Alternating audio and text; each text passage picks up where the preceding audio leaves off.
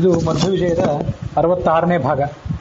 65ನೇ ಭಾಗ ಈ ಹಿಂದೆ ಮುಕ್ತಾಯ ಕಂಡಾಗ 11ನೇ ಸರ್ಗ ಸಮಾಪ್ತಿಯನ್ನು ಕಂಡಿತ್ತು. ಆಚಾರ್ಯರ ಶಾಸ್ತ್ರವನ್ನು ಮನಸ್ಸಿನ ಮೂಲಕ ಅಂದರೆ ಮನನ ಮಾಡಿದವನು, ಹಾಗೆ ಆ ಅರ್ಥವನ್ನು ಪೂರ್ಣವಾಗಿ ತಿಳಿಯಲಿಕ್ಕಾಗದೇ ಇದ್ದರೆ ಕೇವಲ ಪಾರಾಯಣವನ್ನಾದರೂ ಮಾಡಿದವನು. ಮತ್ತು ಹಿಂದೆ 7ನೇ 8ನೇ ಸರ್ಗದಲ್ಲಿ ಒಂದು ಉಲ್ಲೇಖ ಬಂದಿತ್ತು. ಗಾಂಗ ಮಂಗಲ ತರಂಗ ಭಂಗದ ಪ್ರಾಂತ ಸುಶ್ರೀ ಹರಿವೇಶ್ಮ ಕೃತ್ಸಮಃ ಯದ್ಗತೈಕತಮ ವರ್ಣಲೇಖಕ ಸತ್ಯತೀರ್ಥ ಭಾಷ್ಯಮಾಲಿಕತ್. ಪ್ರವಚನ ಮಾಡಬೇಕು, ಅರ್ಥ ತಿಳ್ಕೊಂಡು ಶ್ರವಣ ಮಾಡಬೇಕು. ಪ್ರವಚನ ಮಾಡಲಿಕ್ಕೆ ಸಾಧ್ಯ ಆದವರು ಪ್ರವಚನ ಮಾಡಬೇಕು. ಪ್ರವಚನ ಮಾಡಲಿಕ್ಕಾಗದೇ ಇದ್ದವರು ಶ್ರವಣವನ್ನಾದರೂ ಮಾಡಬೇಕು. ಅದು ಆಗದೇ ಇದ್ದವರು ಪಾರಾಯಣ ಮಾಡಬೇಕು. ಕೊನೆ ಪಕ್ಷ ಬರೆದರಾದರೂ ತೊಂದರೆ ಇಲ್ಲ. ಆ ಭಾಷ್ಯದ ಒಂದು ಅಕ್ಷರವನ್ನು ಬರೆದರೂ ಕೂಡ ಗಂಗಾ ನದಿಯ ಪವಿತ್ರವಾದ ತೀರದಲ್ಲಿ ಭಗವಂತನ ಮಂದಿರವನ್ನು ಕಟ್ಟಿಸಿದರೆ ಏನು ಪುಣ್ಯ ಬರಬೇಕು, ಅಂಥ ಪುಣ್ಯ ಅಂತ ಹಿಂದೊಂದ್ಸರಿ ಅದರ ವರ್ಣನೆ ಬಂದಿತ್ತು. ಆ ಶಾಸ್ತ್ರವನ್ನು ಪಠನ ಮಾಡಿದವನಿಗೆ, ಆ ಶಾಸ್ತ್ರವನ್ನು ಅಧ್ಯಯನ ಮಾಡಿದವನಿಗೆ ಜೀವಮಾನದಲ್ಲಿ ಏನು ಸುಖ ಸಿಗಬಹುದು, ಮುಂದೆ ಆತನಿಗೆ ಮುಕ್ತಿಯಲ್ಲಿ ಸಿಗಬಹುದಾದ ಸುಖ ಏನು ಅನ್ನೋದನ್ನು 11ನೇ ಸರ್ಗದಲ್ಲಿ ಶೇಷನ ಮೂಲಕ, ಛಂದಃಪುರುಷನಾದ ಶೇಷನ ಮೂಲಕ ಋಷಿಗಳಿಗೆ ಏನು ವರ್ಣಿತ ಆಗಿತ್ತು ಅದನ್ನು ನಾವು ನೋಡಿದ್ವಿ. ಈಗ 12ನೇ ಸರ್ಗ ಇವತ್ತು ನಾವು ನೋಡಬೇಕಾದದ್ದು. ಅತ್ರಾನಂತ ಸ್ವಾಂತ ವೇದಾಂತಿ ಸಿಂಹೇ ಮುಖ್ಯ ವ್ಯಾಖ್ಯಾನಿ ಸ್ವನೇ ಜೃಂಭಮಾಣೆ ಸದ್ಯೋ ಮಾದ್ಯದ್ವಾಜಿದಂತೀಂದ್ರ ಭೀಮೆ ಭೇಜೇ ಕ್ಷೋಭೋ ಮಾಯಿ ಗೋಮಾಜುಯೂಥೈ.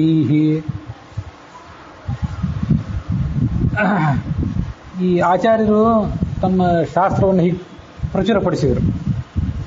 ಬ್ರಹ್ಮಸೂತ್ರ ಭಾಷ್ಯವನ್ನು ರಚನೆ ಮಾಡಿದರು, ಮತ್ತು ಎಷ್ಟು ಗ್ರಂಥಗಳನ್ನು ರಚನೆ ಮಾಡಿದರು. ಎಲ್ಲ ಕಡೆ ತಮ್ಮ ಸಿದ್ಧಾಂತವನ್ನು ಅವರು ಪ್ರಚಾರ ಮಾಡಿದರು. ಆ ಪ್ರಚಾರ ಮಾಡಿದಾಗ ಅವರ ಈ ಶಾಸ್ತ್ರದ ಪ್ರಚಾರ ಆಗ್ತಿದ್ದಂತೆ ದುರ್ವಾದಿಗಳಿಗೆ ಇದನ್ನು ತಡ್ಕೊಳ್ಳಿಕ್ಕಾಗಲಿಲ್ಲ. ಈ ಪ್ರಚಾರವನ್ನು ತಡ್ಕೊಳ್ಳಿಕ್ಕಾಗಲಿಲ್ಲ. ಅವ್ರ ಮನಸ್ಸು ಪ್ರಕ್ಷುಬ್ಧ ಆಗಿಬಿಡ್ತು. ಒಂದು ಸಿಂಹ ತನ್ನ ಸ್ಥಾನದಲ್ಲಿ ನಿಂತ್ಕೊಂಡು ಅದು ಗರ್ಜನೆ ಮಾಡ್ತಾ ಇದ್ರೆ ಆಗ ಆ ನರಿಗಳಿಗೆ, ತೋಳಗಳಿಗೆ ಯಾವ ಥರ ಒಂದು ಭಯ, ಇನ್ನು ತಮ್ಮ ಆಟ ನಡೆಯೋದಿಲ್ಲ ಅಂತ ಒಂದು ಆತಂಕ ಹೇಗೋ ಹಾಗೆ ಅನಂತ ಸ್ವಾಂತ ವೇದಾಂತಿ ಸಿಂಹೆ, ಭಗವಂತನನ್ನು ತನ್ನ ಹೃದಯದಲ್ಲಿ ಇಟ್ಕೊಂಡಂಥವ್ರು ಆಚಾರ್ಯರು. ಆ ಆಚಾರ್ಯರು ಅನ್ನುವರೇ ಒಂದು ಸಿಂಹ. ಅದು ಮುಖ್ಯ ವ್ಯಾಖ್ಯಾನಿಸ್ವನೆ.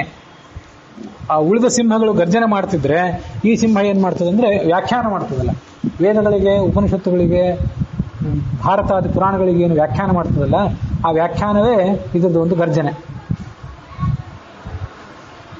ಸಿಂಹ ಗರ್ಜನೆ ಮಾಡ್ತಿದ್ರೆ ಆನೆಗಳಿಗೂ ಭಯ, ಹಾಗೆ ಈ ನರಿಗಳಿಗೂ ಕೂಡ ಭಯ. ಈ ಮಾದ್ಯದ್ವಾದಿದಂತೀಂದ್ರ ಭೀಮೆ, ಆಚಾರ್ಯರು ಅನ್ನುವಂಥ ಸಿಂಹ ಹೀಗೆ ಗರ್ಜನೆ ಮಾಡಿದಾಗ ಉಳಿದೆಲ್ಲ ವಾದಿಗಳು, ಅನೇಕ ಸಿದ್ಧಾಂತಿಗಳು ಅವರೇ ಆನೆಗಳಿದ್ದಂತೆ. ಅವರಿಗೆ ಇವರಿಂದ ಭಯ ಆಯಿತು.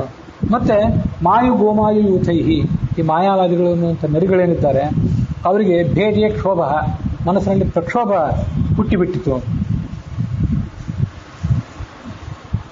ಇದು ಶಾಲಿನಿ ಅಂತ ಛಂದಸ್ಸು, ಶಾಲಿನಿ ತ್ರಿಷ್ಟುಪ್ತ ಛಂದಸ್ಸು ಅಂತ ಇದನ್ನು ಕರೀತಾರೆ.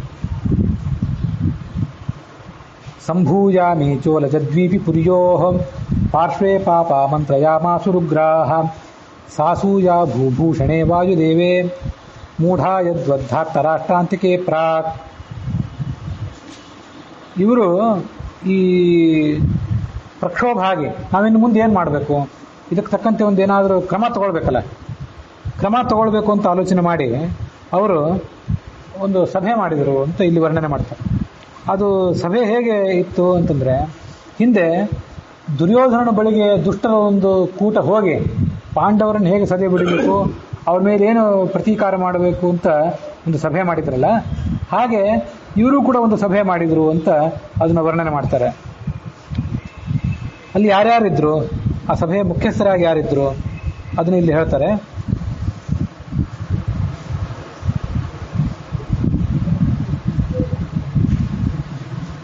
ಈ ಚೋಲಜ ದ್ವೀಪಿ ಪುರಿಯೋಹೋ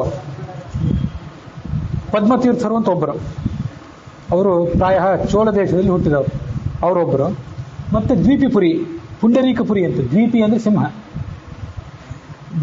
ಸಿಂಹ, ಆ ವಸ್ತುತಃ ಅವ್ರ ಹೆಸರು ಪುಂಡರೀಕಪುರಿ ಅಂತ, ಹುಲಿ ಸಿಂಹ ಈ ತಾತ್ಪರ್ಯ ಅದಕ್ಕೆ. ಆ ಪದ್ಮತೀರ್ಥರು ಅಂತ ಒಬ್ರು, ಪುಂಡರೀಕಪುರಿ ಅಂತ ಇನ್ನೊಬ್ರು. ಹೆಸರು ಪುಂಡರೀಕಪುರಿ ಅಂತ, ಪುಂಡರೀಕ ಅನ್ನೋದನ್ನು ದ್ವೀಪಿ ಅಂತ ಪರ್ಯಾಯ ಶಬ್ದದಿಂದ ಇಲ್ಲಿ ಹೇಳಿದ್ರಷ್ಟೇ. ಹೀಗೆ ಪದ್ಮತೀರ್ಥ ಮತ್ತು ಪುಂಡರೀಕಪುರಿ ಅನ್ನೋರಿಬ್ಬರು ಸೇರಿದರು. ಅವರ ನೇತೃತ್ವದಲ್ಲಿ ಉಳಿದವರೆಲ್ಲರೂ ಕೂಡ ಒಂದು ಮೀಟಿಂಗ್ ಮಾಡಲಿಕ್ಕೆ ಪ್ರಾರಂಭ ಮಾಡಿದರು. ಸಾಸೂಯಾಹ, ಅವರಿಗೆ ಭೂಭೂಷಣೆ ವಾಯುದೇವೆ, ಭೂಮಿಗೆ ಅಲಂಕಾರ ಪ್ರಾಯರಾದಂತಹ ಈ ವಾಯುದೇವರ ಬಗ್ಗೆ ಅವರಿಗೆ ತೀವ್ರವಾದ ಅಸೂಯೆ. ಆದ್ದರಿಂದ ಅವರು ಉಗ್ರ ಸ್ವಭಾವದಿಂದ ಒಂದು ಸಮಾಲೋಚನೆ ಮಾಡಲಿಕ್ಕೆ ಪ್ರಾರಂಭ ಮಾಡಿದರು. ಅದು ಹೇಗಿತ್ತಂದ್ರೆ, ಯದ್ವದ್ ಧಾರ್ತರಾಷ್ಟ್ರಾಂತಿಗೆ ಪ್ರಾಕ್, ಧೃತರಾಷ್ಟ್ರನ ಮಗನಾದ ದುರ್ಯೋಧನ ಸಮೀಪದಲ್ಲಿ ದುರುಳರಾದವರೆಲ್ಲರೂ ಸೇರಿ ಒಂದು ಮೀಟಿಂಗ್ ಮಾಡಿದ್ದು ಹೇಗಿತ್ತೋ ಹಾಗೆ ಈ ಘಟನೆಯು ಕೂಡ ಕಾಣಿಸಿತು ಅನ್ನುವಲ್ಲಿಗೆ ಈ 12ನೇ ಸರ್ಗದ 2ನೇ ಪದ್ಯದ ವರ್ಣನ ಜೊತೆಗೆ ಇವತ್ತಿನ ಈ ಕಥಾಭಾಗ ಸಮಾಪ್ತಿಯನ್ನು ಕಂಡಿದೆ.